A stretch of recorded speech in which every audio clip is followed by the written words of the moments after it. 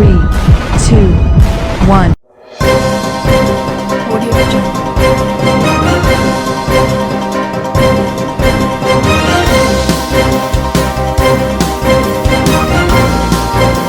Audio Jungle. Audio Jungle.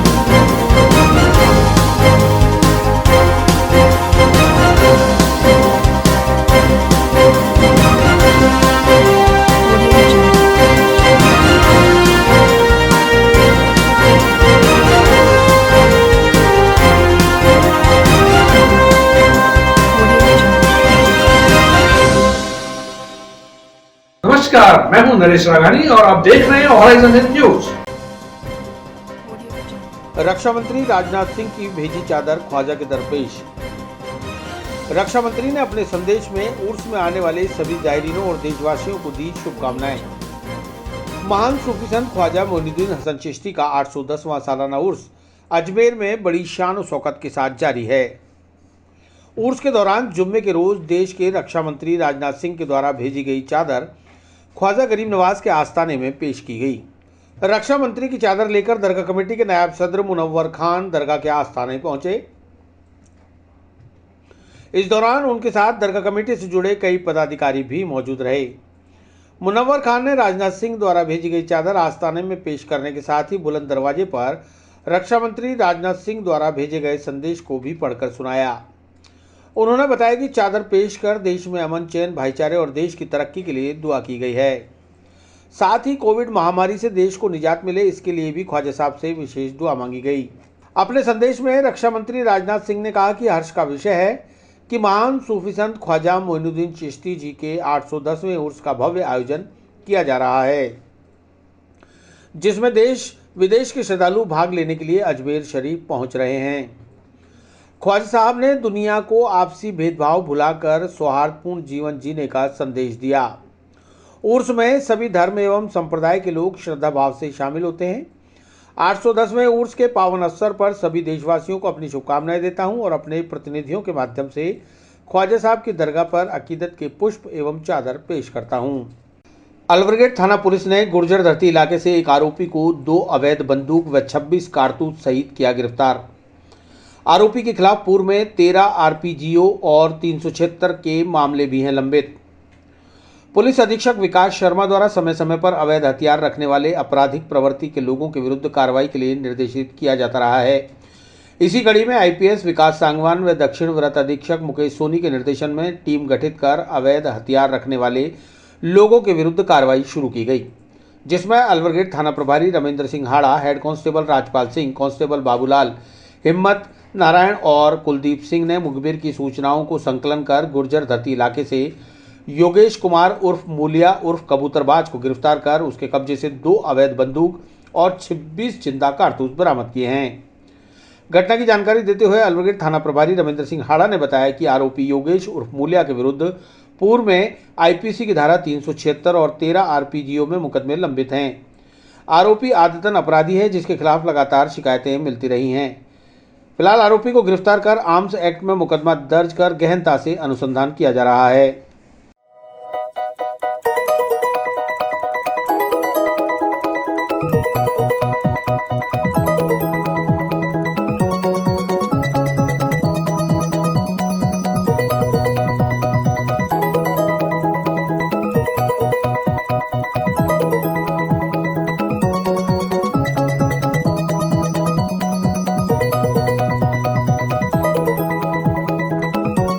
शहर में चलाए जा रहे अवैध हथियारों के खिलाफ अभियान के अंतर्गत श्रीमान एसपी साहब के द्वारा निर्देश प्राप्त किए जाकर हमने हमारे इलाका हजाम के अंदर कुछ मुखबिर मामूल किए, जिनकी इतला से हमने एक व्यक्ति को गिरफ्तार किया जिसका नाम योगेश है। जिस व्यक्ति के खिलाफ पूर्व में 2 मुकदमे दर्ज हैं। उसके कब्जे से हमने 2 बंदूक बरामद की है जो एयर गन को बंदूक के तौर पर परिवर्तित की गई है।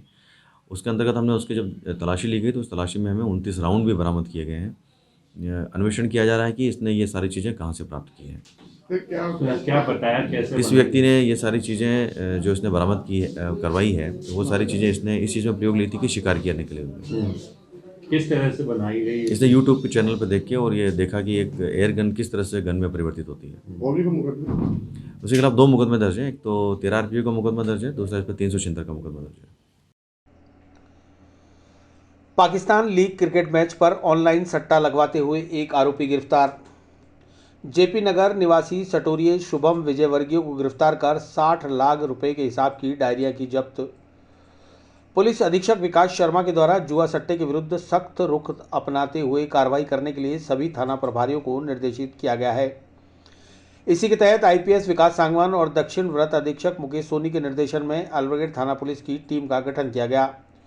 थाना प्रभारी रविंद्र सिंह हाड़ा के नेतृत्व में सहायक उप निरीक्षक किशन दत्त, कांस्टेबल ब्रजलाल, अब्दुल हमीद, नारायण और कुलदीप ने मुखबिर की सूचना पर पाकिस्तान प्रीमियर लीग के इस्लामाबाद और कुवैत में चल रहे क्रिकेट मैच पर सट्टा लगाते हुए जेपी नगर मदार निवासी शुभम विजयवर्गीय को गिरफ्तार कर उसके कब्जे से लैपटॉप, मोबाइल और 50 से 60 लाख रुपए के हिसाब की डायरियां बरामद की है।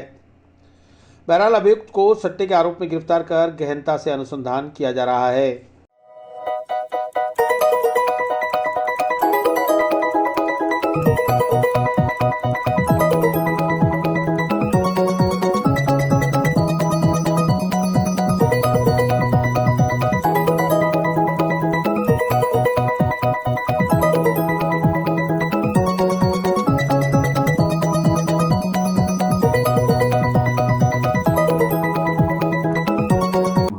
श्रीमान एसपी साहब के द्वारा चलाए जा रहे जुए सट्टे के अभियान के खिलाफ कार्रवाई के अंतर्गत हमने एक व्यक्ति को गिरफ्तार किया है, जिस व्यक्ति के नाम शुभम जैन है और वो ऑनलाइन सट्टा करता है।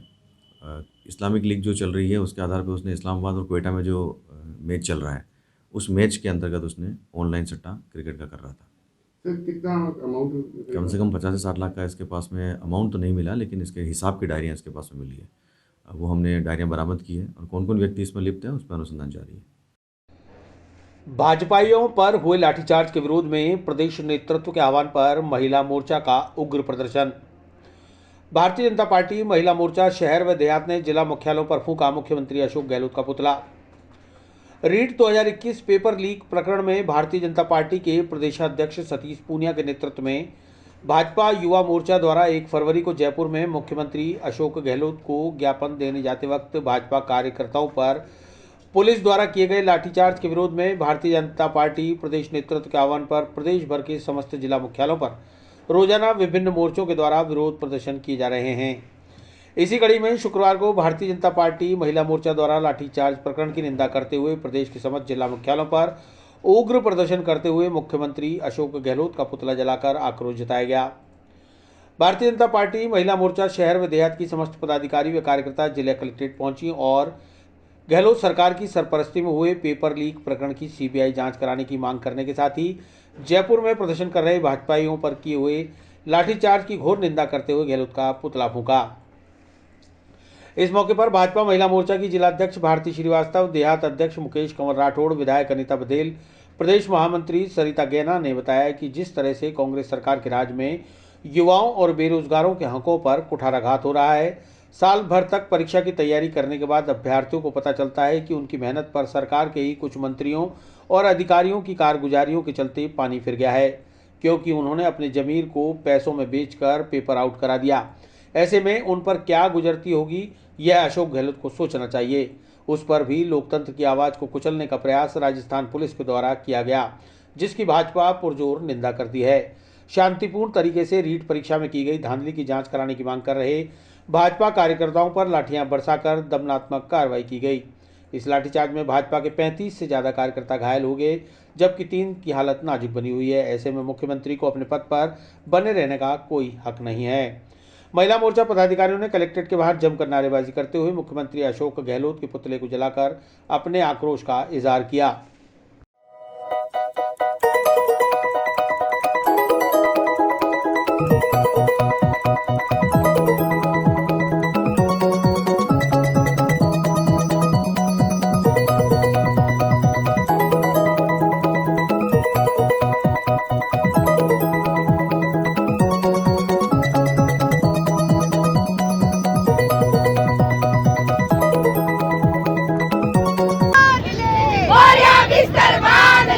युवा के समाज में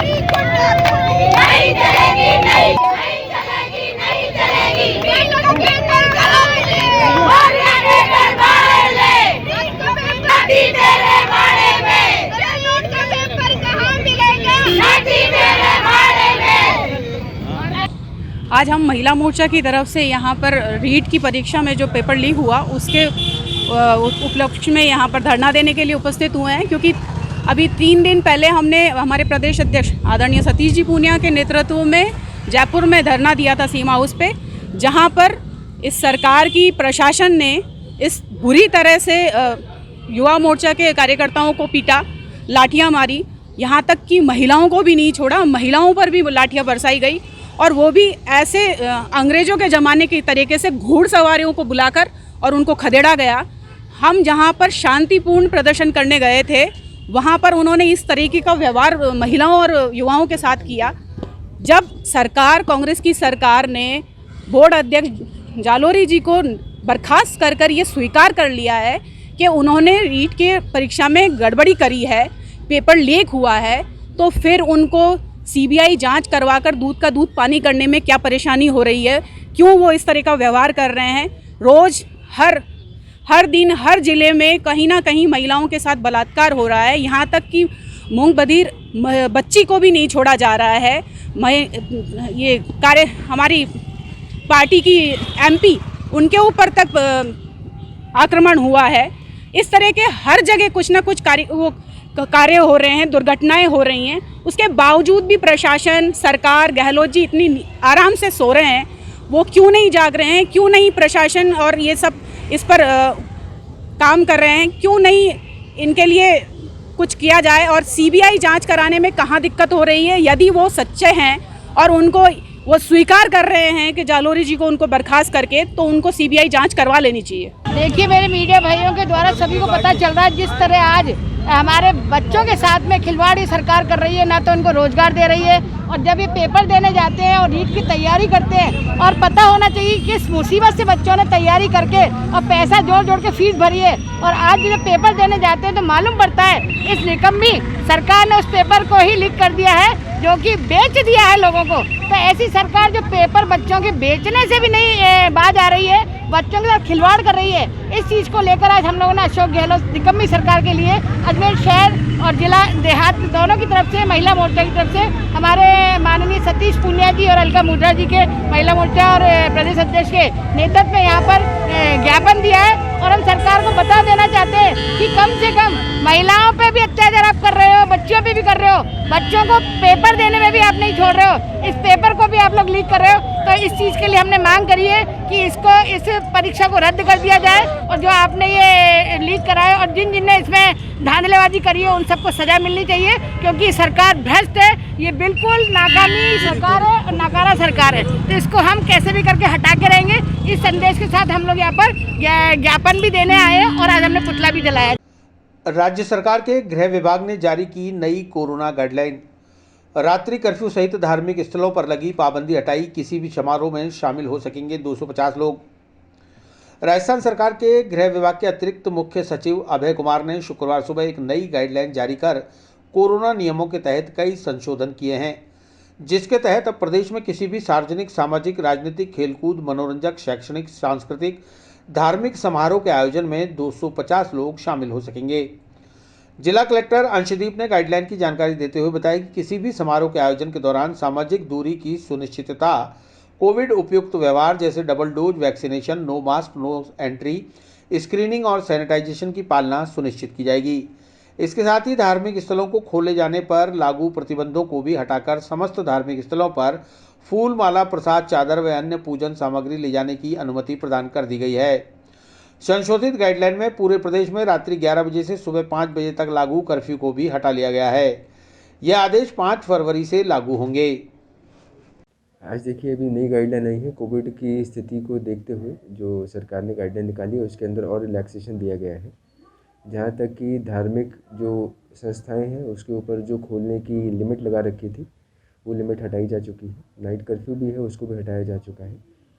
शादी और अन्य आयोजन जो है उसके अंदर जो लिमिट 100 लोगों की थी उसको बढ़ा के 250 लोग किया जा चुका है। परंतु इस सब के बावजूद भी जो कोविड अप्रोप्रिएट बिहेवियर है, चाहे जिसके अंदर आपका वैक्सीनेशन लगवाना हो, चाहे मास्क हो, चाहे सैनिटाइज़र का उपयोग हो, चाहे सोशल डिस्टेंसिंग हो, उसके ऊपर स्ट्रेस किया गया है। तो हमें सबको मेरा आह्वान यही रहेगा कि कोविड की गाइडलाइन की पालना करते हुए जो रिलैक्स गाइडलाइंस है उसके अनुसार हम सब करें। विस्तार से पढ़ने के लिए लॉग इन करें horizonhind.com। सच के साथ।